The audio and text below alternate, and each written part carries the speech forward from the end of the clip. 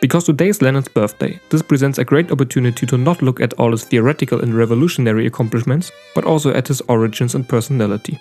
Luckily, his wife Nadezhda Krupskaya has left us with plenty of memories of Lenin's early activities and of personal anecdotes. While we do not promote blind worship for any historical figure, these insights into the revolutionary's life are an effective antidote against the prominent bourgeois narrative that presents Lenin as a theoretically uneducated, power-craving and heartless tyrant. Let us take a deeper look into the actual life of this impressive man who up to this day lends many communist movements his name.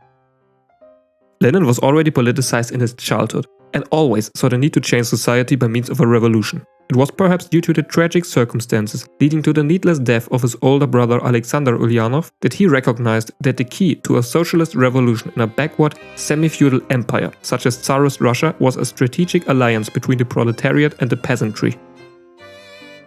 Alexander Ulyanov was a member of the terrorist and adventurous political organization Narodnaya Volya, who were responsible for the assassination of Tsar Alexander II.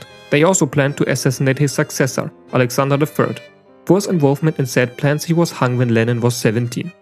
When liberal society, which originally supported the Narodnaya Volya, turned away from the Ulyanov family after his brother's incarceration, he realized that liberal forces won't be sufficient for revolution.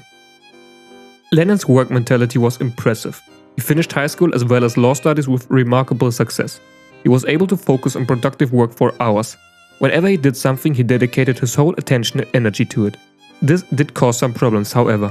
During his life, Lenin found joy in many activities like ice skating, reading Latin and playing chess. He treated these hobbies as equally important and with the same commitment as all his other tasks. However, as soon as he realized that they were hindering his studies or his revolutionary work, he drew the consequences and gave up on them, demonstrating to us his enormous amount of discipline.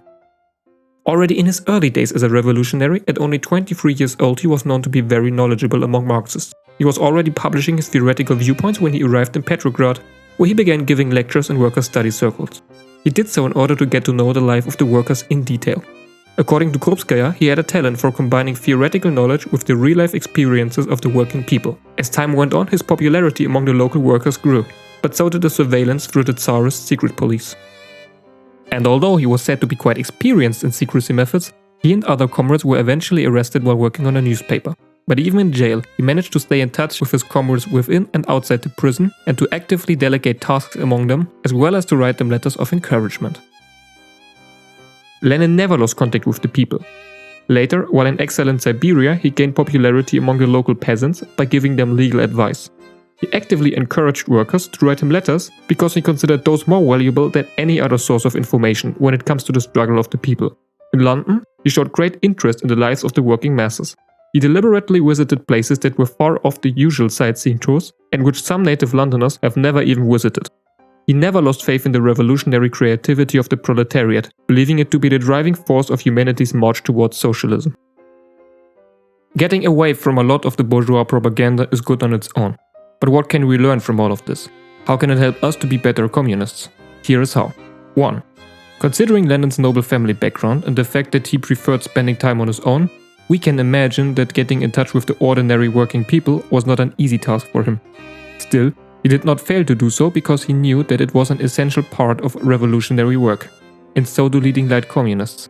How can you claim to fight for the people if you do not know the people? 2. Lenin could have just lived off of his family's wealth, not having to worry about a single thing.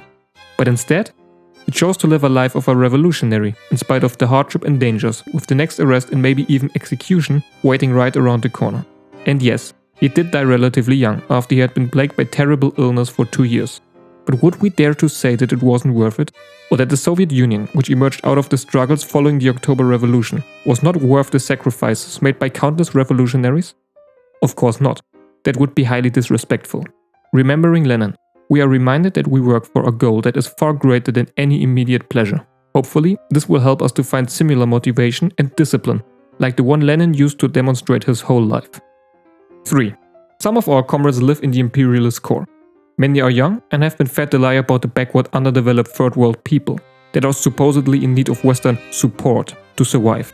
And although they know that the true reason for the third world's backwardness is imperialism, some of that bourgeois mindset may still be subconsciously interfering in their way of thinking.